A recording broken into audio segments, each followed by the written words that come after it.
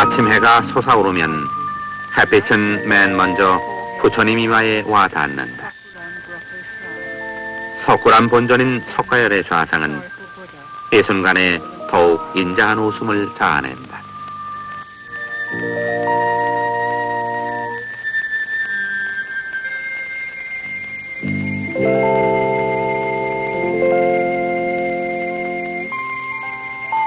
눈썹이며 눈매며 입술 부분을 따로 떼어보면 조금도 웃지 않고 있는데 얼굴의 모든 부분이 함께 조화되어 통관되었을 때 견고한 돌에서 물리적인 요소가 증발되고 오직 자애로운 웃음만이 배어나온다. 웃음에는 갖가지 인연이 있다. 어떤 사람은 기뻐서 웃고 어떤 사람은 깔보거나 얕보아 웃고 또 색다른 것을 보고 웃거나 부끄러워 웃는다. 하지만 부처님은 고된 고난을 당해 웃으신다. 중생이 당하는 고난을 극복하여 그 고난을 자비로 이끄는 아프디 아픈 과정의 웃음이다. 스스로의 욕망에 이기고 무한한 고난에 대한 극복의 의지를 담은 웃음이요, 그것이 중생을 구제하는 자비행으로 전환해가는 웃음인 것이다.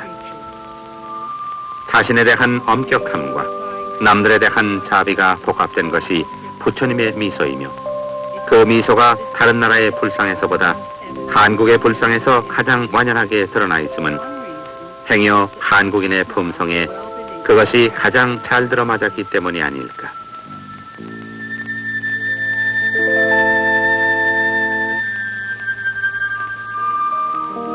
영원한 안정과 평화의 경지와는 전혀 인연이 없다고 여기고 살고 있는 중생으로 하여금 반드시 인연이 없는 것은 아니라고 설득시켜주는 미륵보살 반가상의 미소. 이런 미소를 지을 수 있게 한 사람의 마음씨나 솜씨는 어떠한 것이었으며 이런 미소를 수용할 수 있었던 당시의 중생들은 얼마만큼 정화된 정신력의 소유자들이었을까.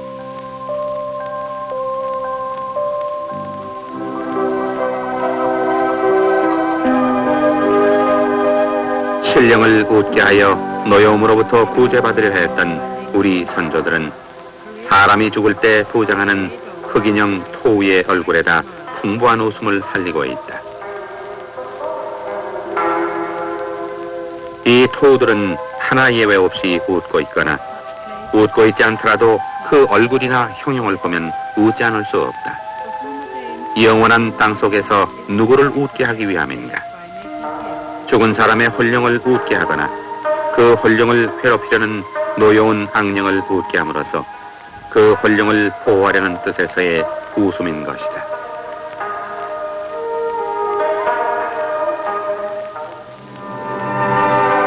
한국인의 웃음은 이 같은 신과의 만남에서 뿌리를 찾아볼 수 있다. 기와지붕의 숫기와 꼴 맨 끝을 가렸던 둥근 수막새에도 웃는 얼굴을 새겨놓고 있다. 미소막새는 집안에 들어오는 성난 신령을 웃게 하여 화를 복으로 전환시키려는 웃음이며 귀면막새는 집안에 들어올 나쁜 신령을 공갈로서 다가오지 못하게 하기 위함이다.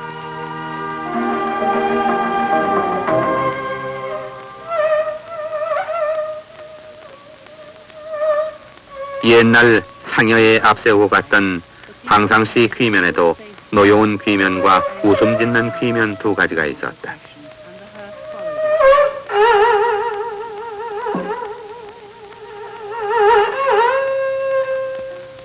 상여 나가는데 사귀나 악령이 덤벼들지 못하게끔 공갈하였던 방상가면에 웃음을 도입한 것도 공갈로 사귀를 내쫓기보다는 웃음으로 달래어 해코지를 하지 못하게끔 한 처사였다.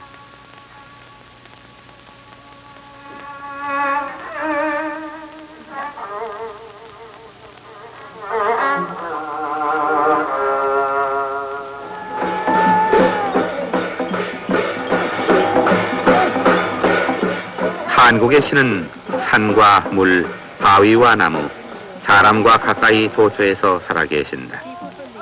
사람이 당하는 기륭 화복은 이 도처에 살아계신 신령의 조작으로 알았었다. 노했을 때 화가 미치고 웃었을 때 복이 닥친다고 여겼었다. 무당춤이 여느 다른 춤과는 달리 희극적인 이유도 바로 성난 신령의 노여움을 풀고 웃기게 하기 위한 하나의 우스갯짓이기 때문이다.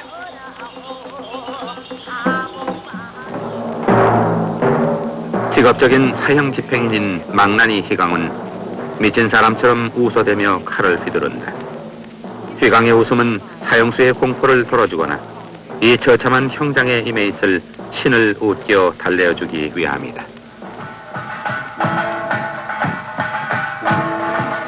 엄격한 신분사회에서 민중이 겪었던 고난을 무아하고 사회의 부조리와 위선을 신랄하게 풍자하는 익살의 웃음은 전통 가면극에서 가장 극적으로 표현되어 왔다.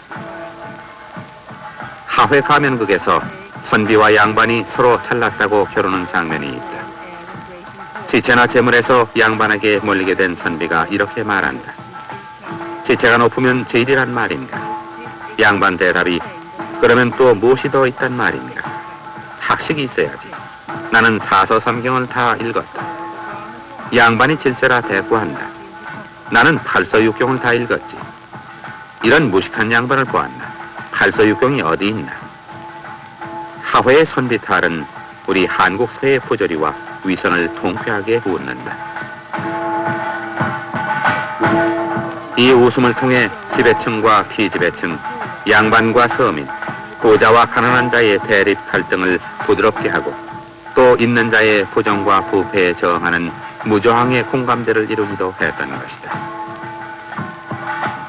한국의 탈, 특히 여자의 탈을 보면 입가장자리에 감지하기 어려운 야릇한 미소를 띠고 있는데 얼굴 전체적인 표정은 분명히 비극적이며 특히 눈 가장자리에는 깊은 근심의 그늘이 감돌고 있는데 입 가장자리만 웃고 있다. 이 표정의 모순 속에 괴로움을 순화하여 기꺼이 맞아들이는 과정을 역력히 볼 수 있다. 곧 탈의 미소는 이 같은 한국적인 실존의 깊은 비밀을 말해준다.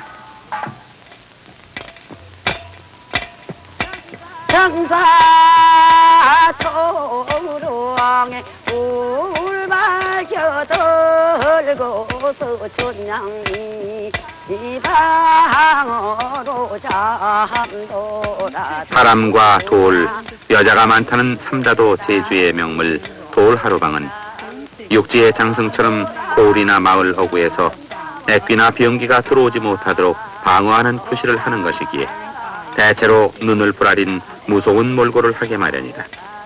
한데 비교적 남방문화의 영향으로 낙천적 생활 풍습이 남아있는 성읍골의 돌하루방만은 얼굴 표정에 웃음이 감돌고 있다. 바다나 향내만 나는구나. 중요대 당신 중요대 당신 여도 당신 연장머리로 다 돌하루방의 웃음에 얽힌 소라가 이 지방에 전해 내려온다. 모관에 사는 한 양반이 고기잡이 나간 한 어부집을 밤에 찾아들어 어둠을 타고 가짜 남편 행세를 했다. 이 사실을 안 어부의 가족들은 집안 망신시키지 않기 위해서 재물까지 주어 보냈다.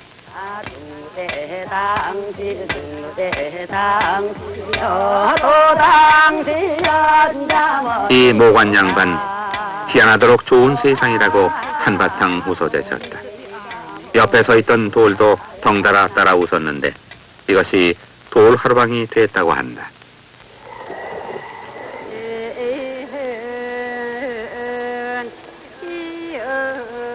제주도에는 첩을 소재로 한 미녀가 많다. 본처가 얄미운 첩을 쥐어뜯으러 첩의 집으로 갔다가 그 첩이 제 아기를 지그시 들여다보고 있는 것을 숨어보고는 말없이 되돌아오고 만다는 미녀이다.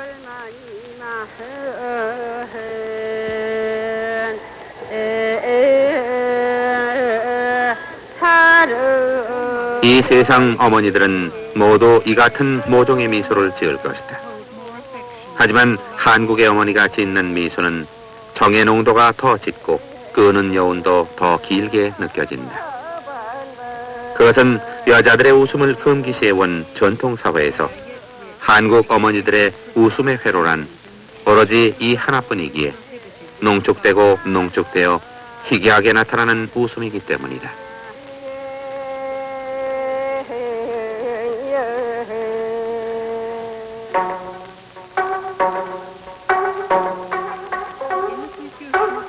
유교가 생활 규범의 핵을 이루던 전통사회에서는 남녀 칠세 부동석이라 하여 남녀 관계의 자연스러운 교제를 억압해왔다.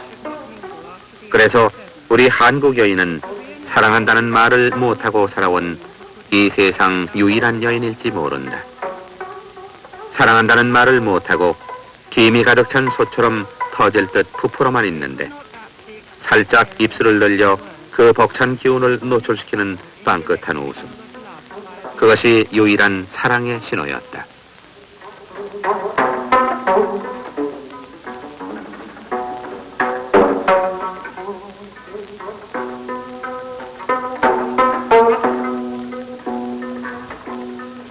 조금은 부끄럽고 조금은 요염하면서 전혀 고의 없이 나와서는 나오기가 바쁘게 입술을 깨물어 제재해버리는 그런 웃음인 것이다.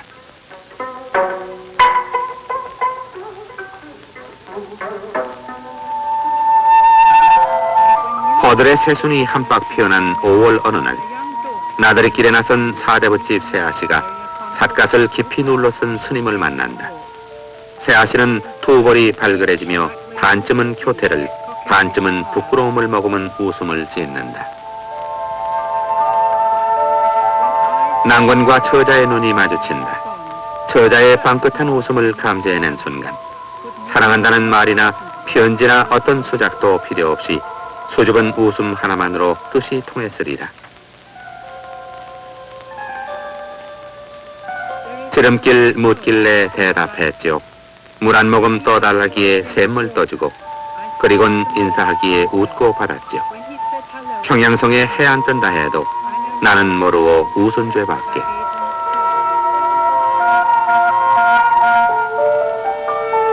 혜원 신윤복의 그림에는 곧잘 색정적인 장면이 보인다. 그것은 희노애락의 감정을 나타내는 것을 부독시했던 유교 풍토에 대한 예술로서의 저항인 동시에 인간주의의 표방이었다.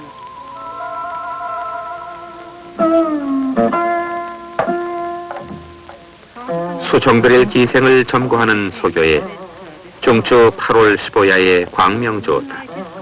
추월이 나오려 하면 추월은 좋다마는 구름에 가려 글렀다고 퇴짜를 놓는다. 선택받지 못했으면 화를 내고 물러나거나 울면서 물러났어야 할 텐데 씩 웃고 물러난다. 선택하는 자와 선택받는 자는 강자와 약자의 입장에 있다. 약자는 자신의 약함을 공격받으면 그것을 보호하기 위해 대어들 수가 없다. 강자로부터 영원히 소외되기 때문이다. 그러기에 공격에서 받는 피해를 극소화하고 무화시키기 위해 겸연쩍게 웃을 수밖에 없었던 것이다.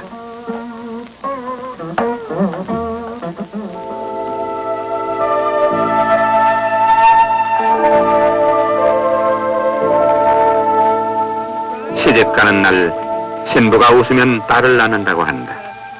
신부는 웃어서는 안 되었던 것이다.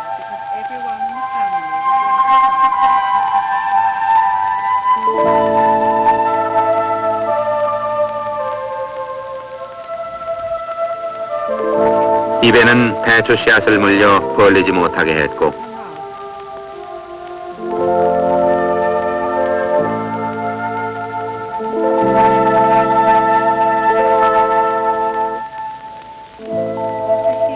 귀는 소음으로 틀어막아 듣지 못하게 하고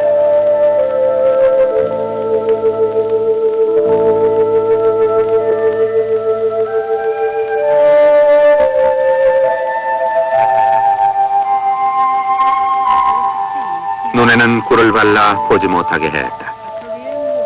웃음을 유발할 감각을 이토록 철저하게 봉쇄당한 채로 시집살이가 시작됐던 것이다.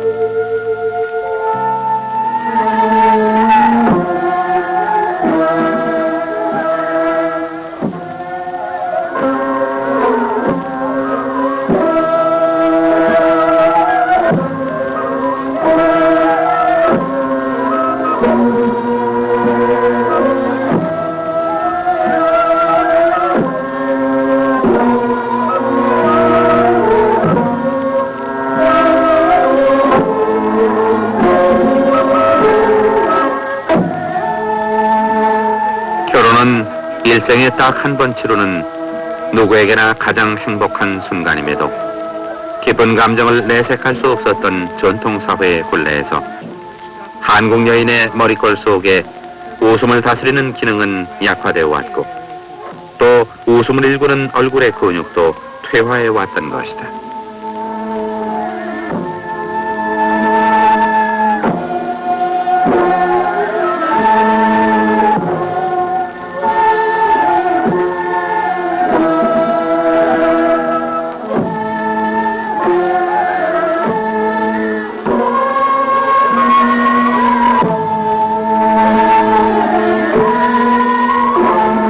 비단 시집가는 날만 웃어서 안 된다는 것이 아니라 평생을 웃지 말고 살라는 상징적 감각 말살이었다.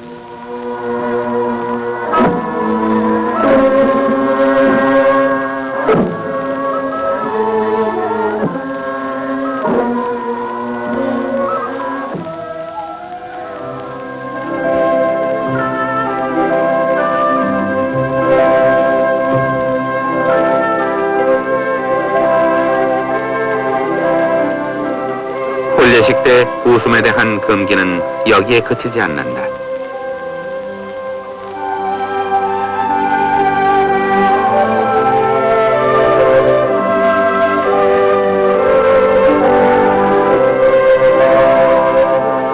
가마 행차 때 사람들은 가마문을 열어놓고 신부를 우기려는 풍습이 있었다. 웃지 말아야 하는 숙명이 이렇게 고된 시련을 받아야 했던 것이다. 만약 신부가 웃었다면 소문이 나고 평생 시집가는 날 웃었다는 악명이 따라다니며 며느리로서 또 여자로서 후미를 훼손당한 채 살아야 했다. 전통사회에서의 한국 여인은 슬픔의 절정에서는 웃음을 드러내고 기쁨의 절정에서는 웃음을 감춰야 하는 모순 속에 인고의 삶을 체질화해왔던 것이다. 실로 한국인은 웃음 속에서 자신의 소망을 신과 접목시켰고 사회의 불의와 위선을 희화하고 세상의 온갖 괴로움을 무아해가며 거친 삶을 순화시켜 왔던 것이다.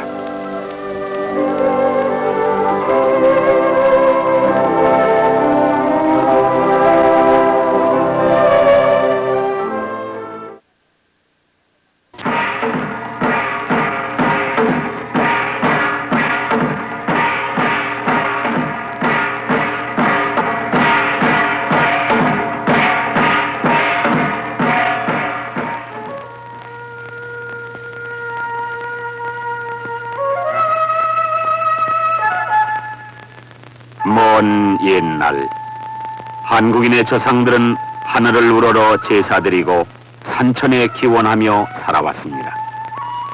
이 세상 만물에는 어떤 것이든 정령과 신이 있어 그 신들이 인간의 기륭화복을 지배한다고 믿어왔기 때문입니다. 이렇듯 만물의 정령과 신을 숭상해온 옛 한국인의 토속적인 민간신앙은 오랜 세월 동안 이어져 내려와 오늘날에도 한국 어느 곳에서나 그 모습을 쉽게 찾아볼 수 있습니다. 마을 사람들이 치성을 드리는 성황당.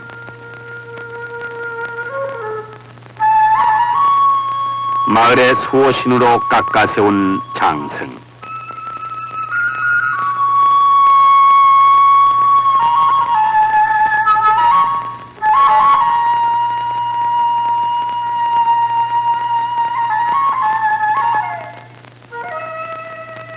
바다에 여신을 모셔둔 어촌의 해신당.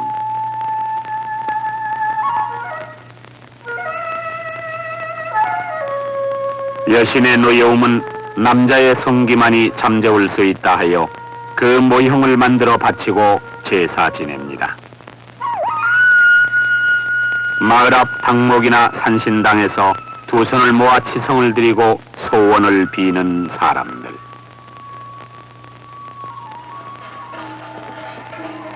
신은 인간의 소원을 들어주고 때로는 신의 소리를 거역하면 무서운 벌을 내리는 공포의 대상이었습니다.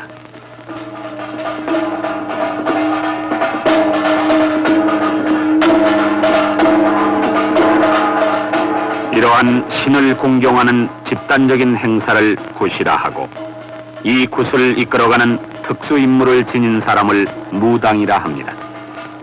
무당은 신과 인간의 세계를 마음대로 왕래하면서 신의 뜻을 인간에게 전하고 인간의 소원을 신에게 전하는 능력을 가진 사람입니다. 무당은 굿이란 행사를 통해 신을 즐겁게 해주며 신의 힘을 통해 인간에게 복을 가져다 줄 뿐 아니라 병도 낫게 해주며 죽은 자의 영혼도 극락으로 보내준다고 합니다. 굿은 작게 한두 사람이 몇 시간, 크게는 온 불황민이 모여 밤낮으로 며칠간을 계속할 때도 있습니다.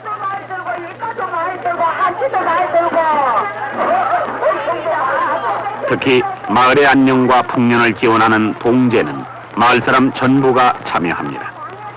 이러한 마을 공동의 축제를 통해 주민들의 단결과 일체감을 다져온 동제는 지금까지도 하나의 민속으로 그 맥을 이어오고 있습니다.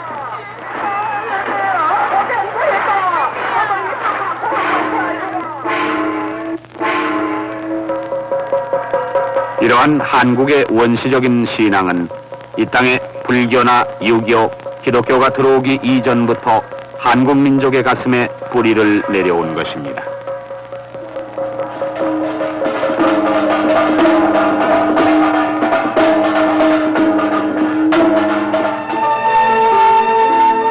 여기 한국인들이 출생으로부터 죽음에 이르기까지 무속을 통해 살아가는 통과의례의 편모를 살펴봅니다.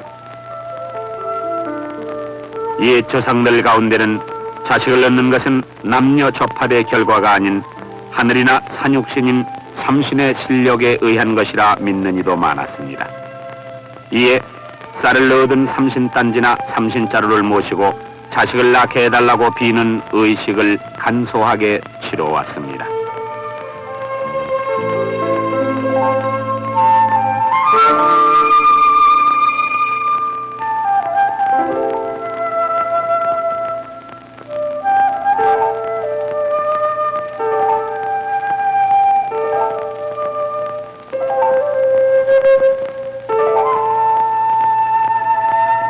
아기를 낳으면은 외부인의 출입을 막는 금줄을 치고 역시 삼신에게 새 생명을 낳게 해준 데 감사함을 빌고 아이가 병 없이 부귀하고 영화롭게 잘 자라게 해달라고 치성을 드립니다.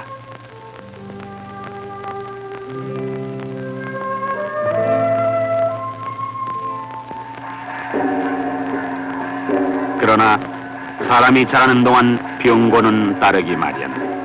그때마다 무당을 불러 상을 차리고 독경을 하거나 정성으로 빌면서 애군을 쫓아냅니다. 아이가 태어나서 7살까지는 삼신이 보살펴주지만은 7살 이후부터는 명을 이어주는 칠성신의 보살핌을 받게 됩니다.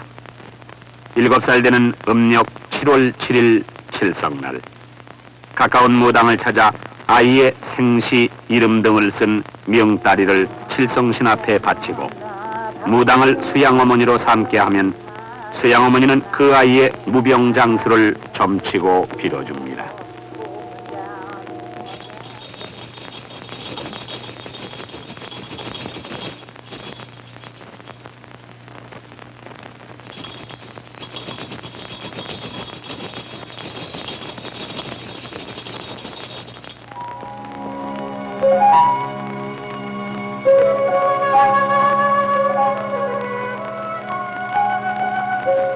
아이가 자라서 혼인을 하고 신부가 처음 신랑집을 들릴 때에는 신랑집 대문 앞에서 액을 쫓는 행추물림이란 의식을 치르기도 합니다.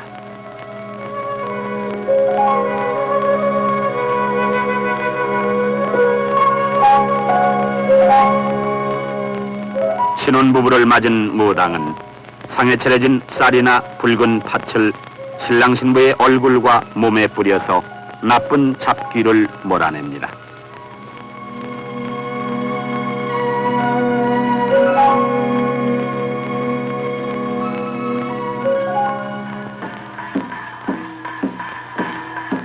무당이 되는 동기는 생활의 수단이나 세습적으로 선조에게 배워온 경우가 있는가 하면 신의 계시와 뜻에 의해 무당이 되는 경우도 있습니다.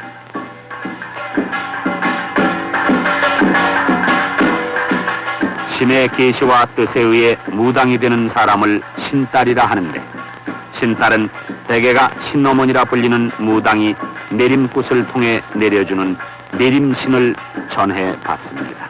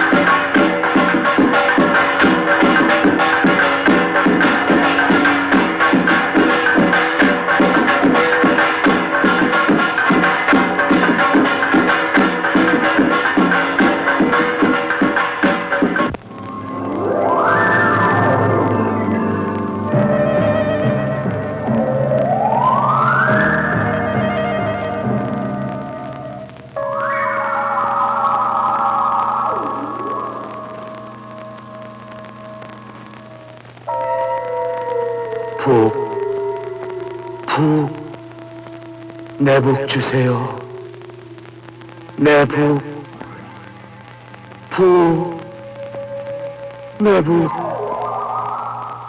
주세요.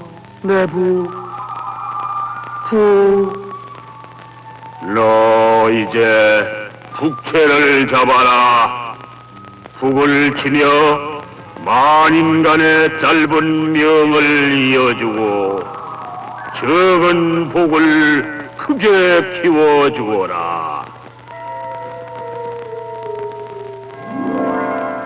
이렇게 신의 소리를 듣고 신과 접한 신딸은 신명상 위에 쌀, 참깨, 팥, 물이 들어있는 신명 그릇을 짚는 것으로서 어떤 신이 내렸는가를 알게 됩니다.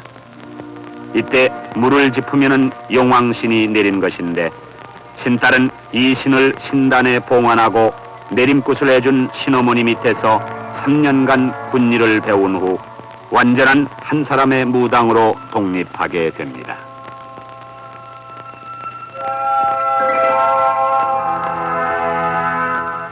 이렇게 탄생된 무당은 역경에서 행운으로, 순간에서 영원으로 중생을 구원한다는 신의 소명의식과 사명감을 가지고 구슬하며 살아가게 됩니다.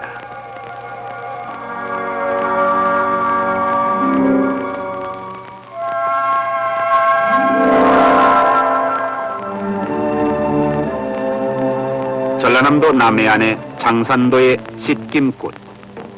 죽은 이의 영혼을 물로 씻어 달랜다는 씻김굿은 이고장의 단골이라 부르는 세습무당에 의해서 진행됩니다. 12고리로 된 이 씻김굿은 죽은 이의 넋이 담긴 주발을 물에 넣었다가 혼이 장대에 오르면은 이를 건져 집으로 가져가는 용왕굿부터 시작됩니다.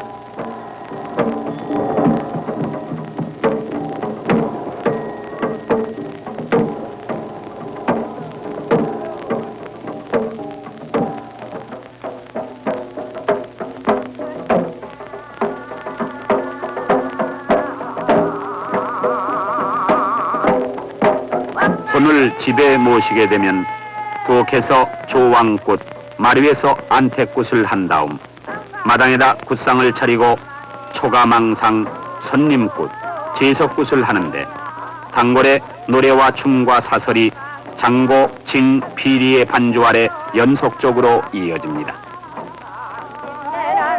굿은 밤이 돼도 계속됩니다.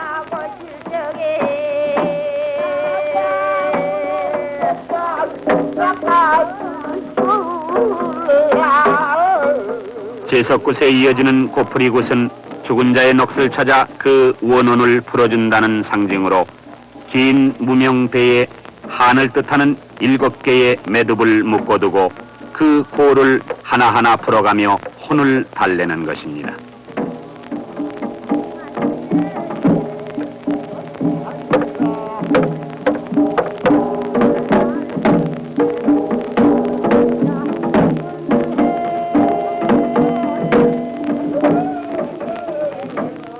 고풀이가 끝나면은 머리 위에 혼을 상징하는 넋전을 올려놓고 이를 종이술로 달아 올리는 넋풀이를 합니다.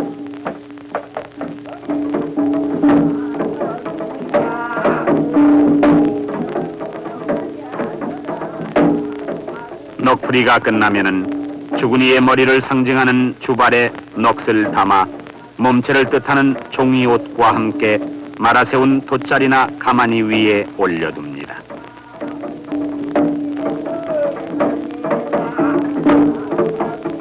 그리고 그 위에 솥뚜껑을 덮어서 씻김굿을 시작합니다.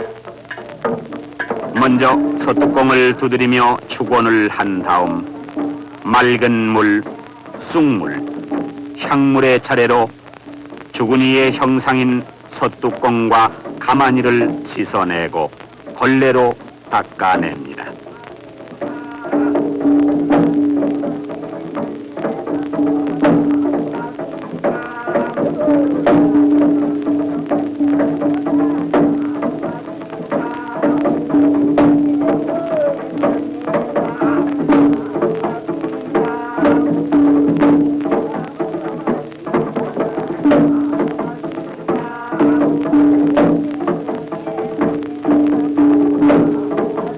깨끗하게 씻고 닦아낸 넋전을 그릇에서 꺼내 잡신을 털어냅니다.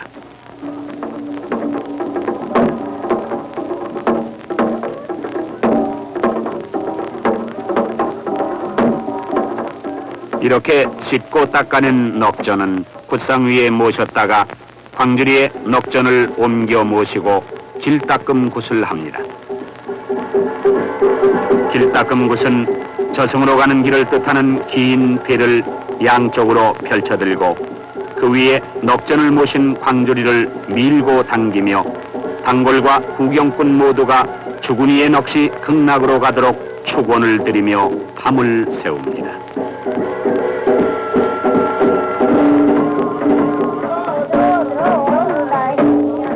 날이 밝아오면 죽은 이의 옷을 들고 춤추고 노래하는 망작굿으로 이어집니다.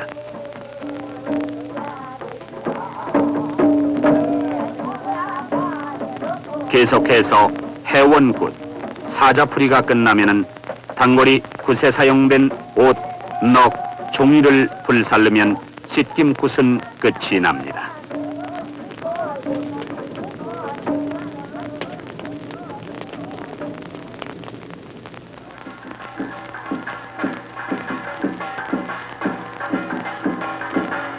굿의 유형은 한국의 북부지방, 서울과 중부지방, 동해안지방, 전라도 남해안지방 굿으로 크게 나누어져 여러 가지가 되지만은 굿의 형태는 비교적 단순해서 하나의 굿만 잘 이해하면은 다른 굿도 쉽게 그 내용을 알 수 있습니다.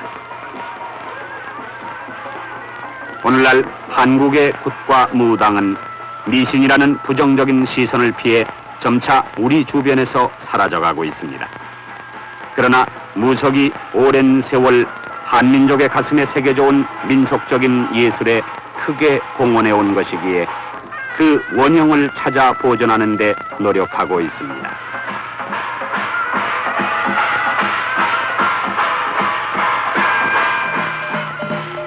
노래와 춤과 사설로 이루어진 굿. 오늘날 굿의 노래는 민요나 판소리로, 춤은 민속무용으로, 사설은 신화 산문으로 발전되어 한국의 민속적인 예술을 꽃피우게 하고 있습니다.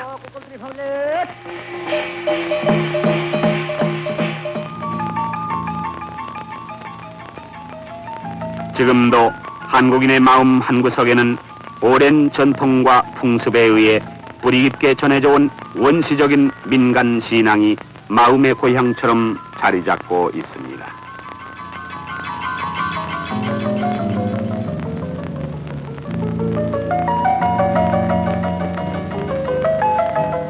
(20세기) 과학 만능의 문명 속에서 살아가는 사람들. 컴퓨터와 로봇가 대규모 공장을 움직이는 문명 속에서도 한국인 주변에는 초현대와 기원전의 원시가 항시 공존하고 있습니다. 이제 한국의 무속은 점점 한국인들 의식 속에서 사라져가고 있지만 소박한 민속으로 남아 그들의 생활과 같이 해가고 있습니다. 그것은 바로 전통적인 민속 문화의 뿌리가 그 속에 있기 때문입니다.